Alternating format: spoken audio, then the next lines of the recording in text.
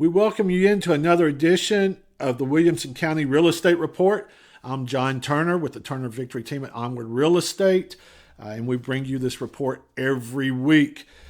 This week, something, well, I won't say it's new. We started it last week, but we are going to continue something we started last week, and that's to give you the top 3 points that you need right at the top of this video. And the reason why is I know I've got some people who do not eat up the data like I do. Some of you really love the data. You love to see the charts and all that, and we're going to continue to bring those to you. But for those people who just want to know what little bit they need to know about what happened with the Williamson County real estate market this week, we will give you that. So here we are, the top 3 things that you need to know about the Franklin, Brentwood, Thompson Station real estate market. First of all, month supply. We have just went over 4 months supply or 4 months of inventory. So basically month supply is you look at how many homes are on the market and you look at the rate that they're going off the market, okay? And assuming no other homes come on the market, how long would it take for all those homes that are currently on the market to actually go under contract? And right now, it would take a little over 4 months to do that. This is the first time we've hit 4 months of inventory since the middle of the summer last year. And that is really where we have felt like the bottom of the market was last year. So this is an interesting development. We'll talk about why that is here in a second. But anyway, that's point number 1, 4.03 month supply of inventory in Williamson County. Point number 2, we saw a steep increase in active inventory. Active inventory jumped up 18.7% year over year. So when we look at the chart here in a minute, it's going to be very clear what has happened there. So steep increase in inventory.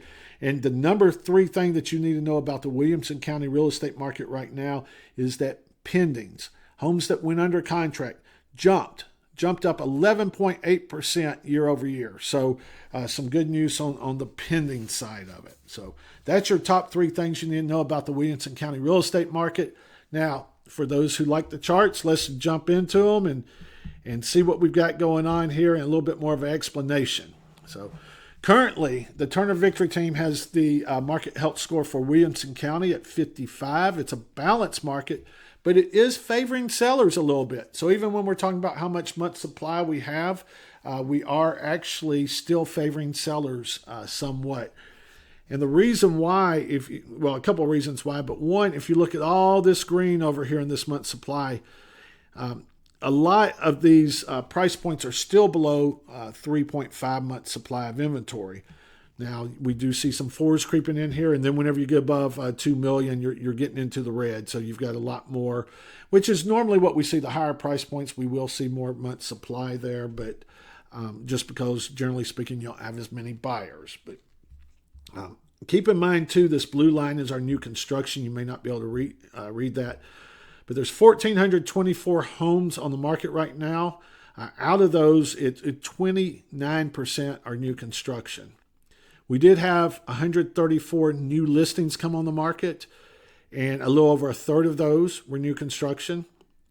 114 pendings, as we said, that was up from last year, and 25% of those were new construction. So that kind of gives you the breakdown of what's going on.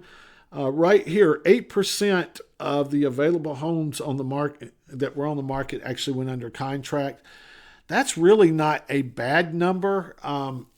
It's fairly balanced, probably closer to 10% would be a little bit more balanced, but still not bad. During the COVID years, we saw a lot higher than that.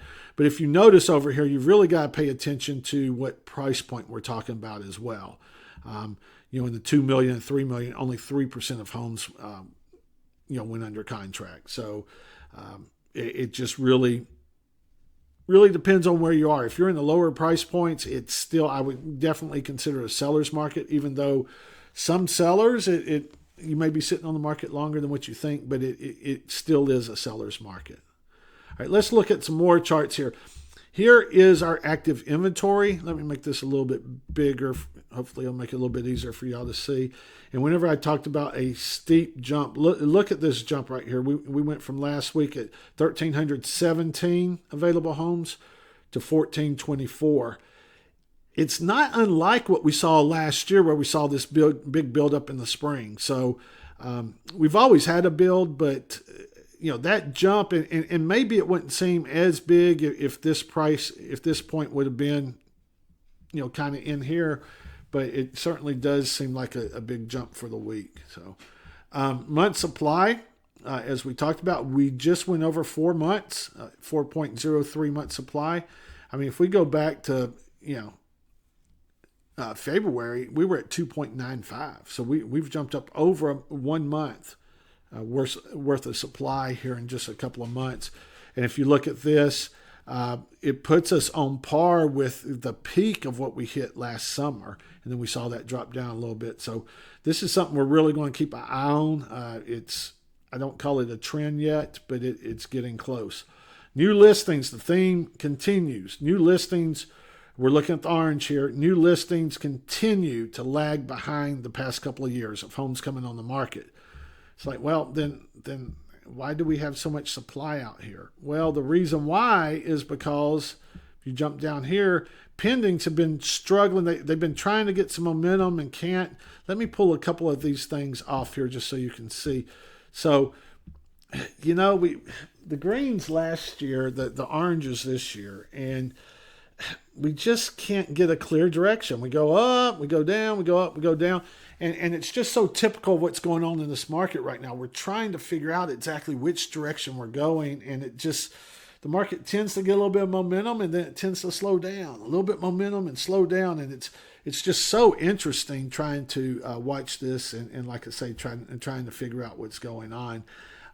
Some of this has to do when we look at the over here at the mortgage rates. If you remember back on February 26th, the 30-year finally hit below 6%. It had not been below 6% in I think it was about 3 years, and had some momentum. And then all of a sudden we had some issues over in the Middle East, worried about inflation, oil prices, gas prices, and we saw the mortgage rates jump up to 6.46%. Fortunately, this week they dropped down about another 0.1%. It'll be interesting to see what the next couple of weeks hold. I'm not hearing anything today that makes me think we're going to see big movement either way over this next week. But, stuff comes out every day. You have different reports, different news outlets, different things. So every day mortgage rates are being affected by what's in the news. It's not what the Fed does, okay? Sometimes we all think it's what the Fed does, but it has more to do with all the reports, all the inflation reports, jobs reports, wage reports, all those things. So if we can get that down a little bit, I think this market could get a little bit more momentum. But that really, we're just going to have to wait and see, quite frankly. I'm not a geopolitical expert, so I cannot predict that. But let's see. I still have a couple of other things that I wanted to point out here. The sales price to the original list price. Last year it was 97.4%. It's down to 96.2% now. Let me see. 29.2% of all active listings have reduced their price, and they've reduced it an average of 5.1%. So almost 30% of homes have reduced their price, and that's an average of 5.1%. Here's what it comes down to. If you're a buyer, you've got a little bit of leverage right now. If you're a seller, you're not in a bad position, but you've got to be positioned correctly. It comes down to 3 P's: pricing, promotion, presentation. All those have to be on point. And if one of them's off, there's too much other competition out there and you're going to be beat out. So just keep that in mind. Also keep in mind that as a seller, you're competing against, depending on whether you're looking at closed or pendings and all those things, you're competing about 3 to 5, anywhere between 3 to 5 out of 10 homes that are on the market are new construction, and you're competing against that. So if your home does not feel like new construction, you better have something that's really standing out. If not, you're going to lose out to these homes that are just they're all brand new. And having a bigger yard helps. Having mature trees helps. But I'm going to tell you, it really does not overcome the presentation. And we have those conversations with sellers all the time. I hope this information helps you. Please, like I say, subscribe, comment below. Let us know what questions you have. We're here to help you. We've helped people all across this region. My team has. Over the years, we've been doing this for I don't know, 26 years now, almost. So we can walk you through this process, and we would love to help you. Again, I'm John Turner with the Turner Victory Team. I'm the team lead with the Turner Victory Team at Onward Real Estate. And reach out to us. Let us know what questions you have. Let us know how you can help you. We will bring you another report next week. But until then, I hope that you make it a great week. Thank you.